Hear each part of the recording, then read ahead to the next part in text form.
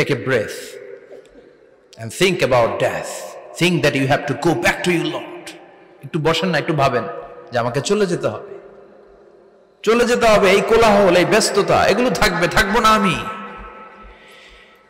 সাইয়েদনা ওমর ফারুক বলেছেন, মুতু ক্বাবলা আন তামুতু, মরার আগে একবার মরো। হাসিবু ক্বাবলা আন তুহাসাবু আলাইকুম, তোমার হিসাব নেওয়ার আগে তুমি একবার নিজের হিসাবটা করো না। কাগজ বের করে একটু লিখো না কি কি ভালো কাজ করছিলা, যেগুলো দিয়ে নাজাতের ওসিলা হতে পারে। 1 2 3, আর কি কি আকাম কুকাম করছো দেখো না, লিখে দেখো তোমার অবস্থাটা কি। মরার আগে একবার মরো। মরার আগে খাটের মধ্যে শুয়ে শটান করে চোখ বন্ধ করে একবার মরার ভান করে দেখেন কেমন লাগে। চোখটা বন্ধ করেন আর ভাবেন আপনি নাই, কি কি হতে পারে ভাবেন। আপনার ছেলে মেয়েরা কান্না জুড়ে দিবে, আপনার প্রাণের স্ত্রী বিলাপ শুরু করে দিবে, বন্ধু বান্ধবের চিৎকার আর মাতম, স্থানীয় এলাকার মসজিদে ঘোষণা, অমুক এলাকার নিবাসী অমুক ভাই অমুকের ছেলে অমুক দুনিয়ায় নাই। সব আত্মীয়রা চলে আসবে, ফেসবুকে স্ট্যাটাস দেয়া হবে, সবাই সবাইকে জানাবে বিকাল 4টায় অমুক হাই স্কুল ময়দানে আপনার জানাজা। ছুটে আসবে, সবাই ছুটে আসবে আপনাকে শেষ বিদায় দিতে, গুড বাই জানানোর জন্য, আল ওয়াদা, বিদায় জানাতে আসবে সবাই। 4 তাকবীর দিয়ে আপনার জানাজা হবে, অশ্রুসিক্ত জানাজায় আপনার বিদায় হবে।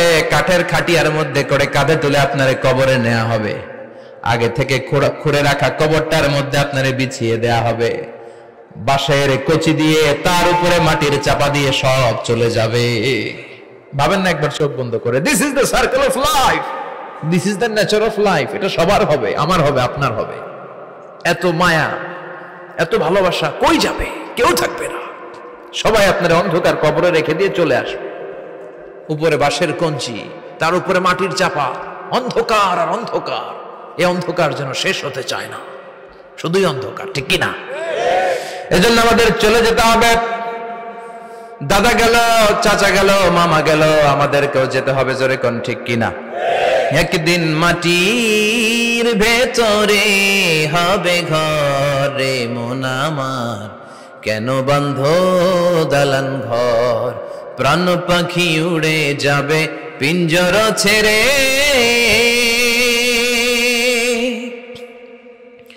ধরা ধামে সবই রবে, তুমি যাবে চলে। বন্ধু বান্ধব যত, মাতা পিতা যারা সুত, সবই হবে তোমার পরে। মন আমার কেন বন্ধ দালান ঘর, একদিন মাটির ভেতরে হবে ঘরে মন আমার, কেন বন্ধ দালান ঘর, ঠিক কিনা? সব পরে থাকবে, চলে যেতে হবে আমাদেরকে। এজন্য আখিরাতের কথা যেন আমাদের স্মরণ হয়। বিশ্বনবী বলতেন, নাহাইতুকুম আন জিয়ারাতিল কুবুর, আমি তোমাদেরকে কবর জিয়ারত করতে আগে নিষেধ করতাম, কিন্তু এখন নিষেধাজ্ঞা প্রত্যাহার করে নিলাম। এখন সব সময় তোমরা কবরের সামনে যাবা আর জিয়ারত করবা। কবরস্থানে যান তো? বড়ুয়া কৃষ্ণপুরের এই গ্রামের কবরস্থান আছে? কোন দিকে? পূর্ব দিকে আছে, গোখরার জলের ওদিকে। যান আপনারা, একটু যাবেন, একটু গেলে আখিরাতের কথাটা স্মরণ হবে। ওখানে ছোট শিশুরা শুয়ে আছে, কিশোর যুবকরা আছে, আপনার মতো তাগড়া যুবক, মুরব্বীরা আছে। এরা এই এলাকায় থাকতো, এরা আকাশ থেকে নেমে আসে না, এই এলাকার সন্তান, আজ নাই। একটা সার্টেন পিরিয়ড শেষে আপনিও থাকবেন না। This is the nature of life, this is the circle of life. ছোট্ট শিশু হয়ে এসেছিলেন, শৈশব, কৈশোর, যৌবন, প্রৌঢ়ত্ব। আগে ছিলেন সিঙ্গেল, বিয়ে করে হয়ে গেলেন ডবল। এরপরে আল্লাহ আপনাকে একটা মেয়ে দিল, এরপরে মেয়েকে বিয়ে দিয়ে শ্বশুর হলেন, এরপরে ওই মেয়ের ঘরে সন্তান হতে নানা হলেন। আর কতদিন? অনেক দিন হলো তো, অনেক লম্বা সময় পেয়েছেন আপনি। Think about death. এবার যাওয়ার কথা ভাবেন, আখিরাতের সামানের কথা ভাবেন, ফিরে যেতে হবে। কি শক্তিশালী যুবক, বার্ধক্য চলে আসলে লাঠি ছাড়া চলতে পারে না। কুচকুচে কালো দাড়ি সাদা হয়ে যায়, দাড়ির শুভ্রতা, বয়সের ভার, রং ধরা যৌবন জং ধরে শেষ, ঠিক কিনা? This is the circle of life. যুবক ভাইরা, এটাই জীবন, চলে যেতে হবে, কেউ থাকতে পারবে না, ঠিক কিনা? এটা রিমাইন্ডার আল্লাহ এই সূরার ভেতরে দিয়েছেন যে তোমাদেরকে ফিরে যেতে হবে। এই লোভ লালসা ছেড়ে দাও। রব্বুল আলামিন বলেন আলহাকুমুত তাকাসুরু হাত্তা যুরতুমুল মাকাবির। ও গোলাম, দুনিয়ার সম্পদ, লোভ, লালসা তোদেরকে পাগল বানিয়ে দিয়েছে। এই লোভ পাগলামি কোনোদিন তোদের থামবে না যতদিন না তোরা কবরে ঢুকবি। ঠিক কিনা? কার কথা? আল্লাহ বললেন দুনিয়ার সম্পদ আর লোভ আর মোহে তোমরা গাফেল হয়ে গিয়েছো, আখিরাতের কথা বেমালুম তোমরা ভুলে গিয়েছো। কিন্তু আখিরাতে তোমাদের যেতেই হবে, কবরের বাড়িতে তোমাদের ঢুকতেই হবে। ঠিক কিনা? যেতেই হবে। আমরা ভুলে যাই। আলহাকুমুত তাকাসুর, অতিরিক্ত পাওয়ার লোভ, বেশি বেশি খাওয়ার লোভ, বেশি বেশি জমানোর লোভ মানুষকে গাফেল বানিয়ে দিয়েছে। এটা মানুষের স্বভাব। আরো চাই, আরো চাই, এই স্বভাবটা আছে না নাই? দেখবেন ছোট বাচ্চারা মসজিদের দোয়া অনুষ্ঠান শেষে জিলাপি দেয় না? বড়ে কৃষ্ণপুর কি দেয়? আগে বাতাসা দিত না, এখন কি দেয়? জিলাপি দেয়, মিষ্টি দেয়। তো মসজিদের 2-3 গেট থেকে যদি দেয়, ছোট বাচ্চারা দেখবেন এদিক দিয়ে কয়েকটা নিয়ে আবার ওই গেটে লাইন ধরে।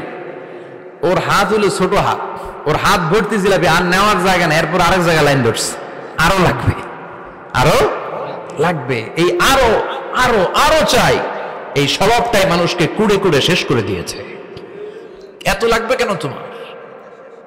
চাহিদার কোনো শেষ নাই। Unlimited demand of human being. যার আছে বেশি তার চাই বেশি। যার সাইকেল আছে তার হোন্ডা চাই, হোন্ডা আছে তো প্রাইভেট কার চাই, প্রাইভেট কার আছে তো প্লেন চাই, প্লেন আছে তো হেলিকপ্টার চাই, হেলিকপ্টার আছে তো ওইটা চাই, ওইটা আছে তো সেটা চাই। ঠিক কিনা? এলাকার মেম্বার যে হয়েছে চেয়ারম্যান হতে চায়, আছে না নাই? চেয়ারম্যান সাহেব এমপি হতে চায়, আছে না নাই? এমপি সাহেব মন্ত্রী হতে চায়, আছে না নাই? মন্ত্রী সাহেব প্রধানমন্ত্রী হতে চায়, আছে না নাই? কিন্তু এই দেশে সুযোগ নাই। কথা কন? এই দেশে প্রধানমন্ত্রী সিলেক্টেড। 2-3 জনের বাইরে কেউ প্রধানমন্ত্রী হইতে পারবি না। ঠিক কিনা? আমার এই জীবনে তো আমি 2-3 জনই দেখলাম। বেগম খালেদা জিয়া, মাননীয় প্রধানমন্ত্রী শেখ হাসিনার ছোট্টবেলা দেখেছি এরশাদকে, আমরা তখন ছোট। তো মানুষের চাহিদার কোনো শেষ নাই। যার আছে বেশি তার চাই বেশি। এজন্য বিষ্ণু বলেছেন উনজুরু ইলা মান হুয়া আসফালা মিন, তোমার চেয়ে যে খারাপ আছে ওর দিকে তাকাও। ওয়ালা তানজুর মান হুয়া আ'লা মিন, তোমার চেয়ে যে ভালো আছে ওর দিকে তাকায়ও না, তোমার চেয়ে যে খারাপ অবস্থানে আছে ওর দিকে তাকাও। অনেকে নিজের অবস্থান নিয়ে সুখী না, এরকম আছে না নাই? আল্লাহ আমার এটা দিল না রে, ওইটা দিল না রে, পাইলাম না রে, কিচ্ছু হয় না, কি করব জীবনে, হতাশ। আসলে আছে কিন্তু অনেক, কিন্তু শুকরিয়া নাই, ডাকাত। ঠিক কিনা? নিজের অবস্থান নিয়ে সুখী না, কিন্তু অনেক লোক আছে তারা আপনার অবস্থানে পৌঁছতে চায়। তাদের দিকে তাকিয়ে দেখেন, আপনি যে অবস্থানে আছেন এই অবস্থানে পৌঁছাটা অনেকের কাছে স্বপ্ন। তারা প্রতিনিয়ত সংগ্রাম আর স্ট্রাগল করে যাচ্ছে আপনার অবস্থানে পৌঁছতে, আর আপনি এটা নিয়ে সন্তুষ্ট না। শেখ সাদির নাম শুনেছেন? বালাগাল উলা কাশাফাত দুজা, এই কবিতাটার রচয়িতা ইরানের বিখ্যাত এক কবি। উনি একবার আর্থিক সমস্যার মধ্যে দিয়ে সময় কাটাচ্ছেন, টাকা নাই, পয়সা নাই, পায়ে দেওয়ার মতো জুতা নাই। উনি খুব দুঃখ পেলেন, হায় রে, আমি ইরানের এত বড় কবি, আমার পায়ে দেওয়ার মতো জুতা নাই।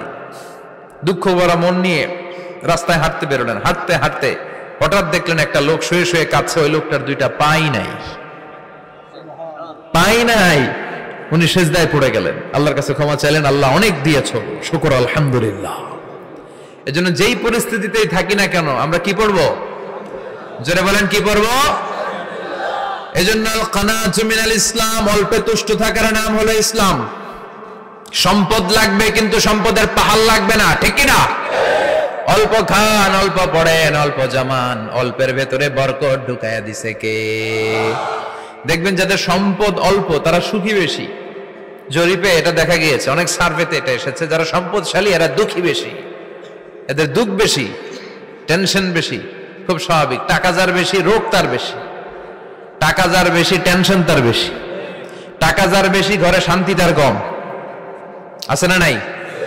ঘরের ভেতরে অশান্তি, ছেলে কথা শোনে না, ছেলে টানে গাঞ্জা, মেয়ে করে পরকিয়া। আছে না নাই? স্ত্রী কথা শোনে না, ভালোবাসা নাই, ঘরটা জাহান্নামের টুকরা। রোগ বালাই, এক একটা হসপিটাল বিল পরিশোধ করতে মাসে 5 লাখ 10 লাখ। আছে না নাই? কিছু খেতে পারে না, ডাক্তার একেবারে ডায়েট মেনু বেঁধে দিয়েছে। ডায়েট, ভেরি ডায়েট মেনু, এটা এটা এটা এটা কিছুই খাবেন না, শুধু গরু খাবেন না, খাসি খাবেন না, চিংড়ি খাবেন না, খালি ঘাস খাবেন, ইচ্ছে মতো ঘাস খাবেন, মানে ঘাস জাতীয় যত আইটেম আছে সব খাবেন, শাক খাবেন, সবজি খাবেন, সালাদ খাবেন, গরু, চিংড়ি, মুরগি, গোশত, ইলিশ কিছু খেতে পারে না। তাহলে রোগ বেশি, খাওয়ার মজা নাই, ঘরে সাংসারিক শান্তি নাই, খালি ব্যারাম আর ব্যারাম, ঠিক কিনা? কিন্তু সম্পদের পাহাড় ঘটেছে। আর অল্প যারা খায়, অল্প পড়ে, রিক্সাওয়ালা, কুলিওয়ালা, অল্প বেতনের চাকরি, কিন্তু হক হালালি মেনে চলে, দেখবেন শান্তি আছে অনেক। হ্যাঁ, বাসা ভাড়া দেয়, ফ্যামিলি চালায়, বাচ্চাদের স্কুল বিল, এরপরও মাস শেষে 1-2 হাজার টাকা হাতে থেকে যায়। আর ওর প্রতি মাসে 10 কোটি টাকা ইনকাম, তারপরও ব্যাংকের ঋণ আছে না নাই? সুখ কারে বলে? কিভাবে আপনি সুখকে ডিফাইন করবেন? সুখ তো টাকায় কিনা যায় না, শান্তি টাকা দিয়ে হয় না, শান্তি দেওয়ার